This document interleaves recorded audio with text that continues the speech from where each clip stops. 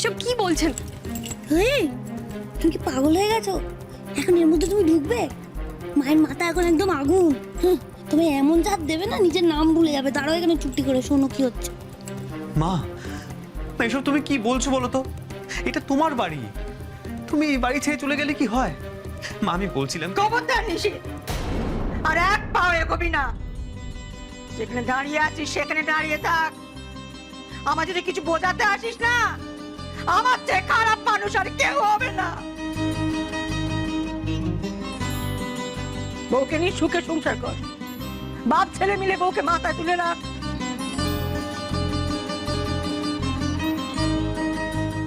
2 বছরের জন্য বউকে বাইরে পাঠিয়ে কেঁদে কেঁদে সারা হবি। যা হোক চোখের আড়ালে হোক, আমার চোখের সামনে বুকে পাথর চাপা দিয়ে তো আমি সইতে পারবো না।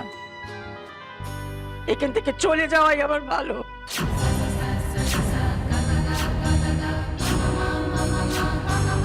আমার চোখের সামনে আমার সাজানো সংসারকে সব উচ্চনে পাঠাবে, এ তো আমি সইতে পারবো না।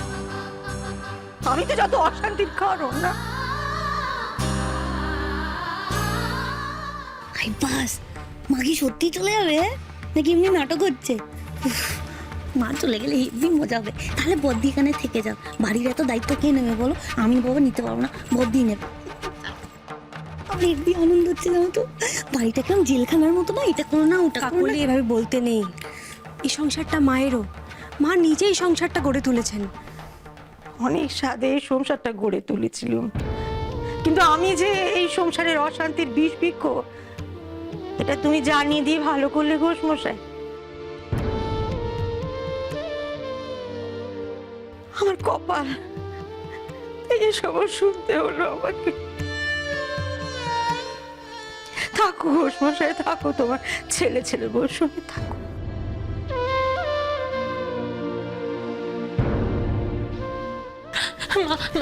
আমার কথাটা শুনুন, আপনি আমাকে বকুন, মারুন, যা ইচ্ছা তাই করুন, আমাদের ছেড়ে আমাদের এভাবে অনাথ করে যাবেন না মা। আমি একবার মা হারা হয়েছি, দ্বিতীয়বারে যন্ত্রণা নিতে পারবো না মা, আমার কথা শুনুন। ও মা, মা গো, তুমি আমাদের উপর অভিমান করে এইভাবে ছেড়ে চলে যেও না মা। মা তোমায় ছাড়া কি আমরা কোনোদিন কোথাও থেকেছি বলো তো? বাবার রাগের মাথায় কি একটা বললো সেটা শুনে তুমি, মা আমার কথাটা শোনো মা। তুমি নিশ্চিত আমার পথ আটকাস না, আজ আমি কারো কথা কানে নেব না।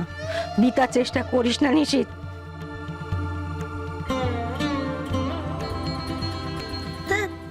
ভাল লাগে না।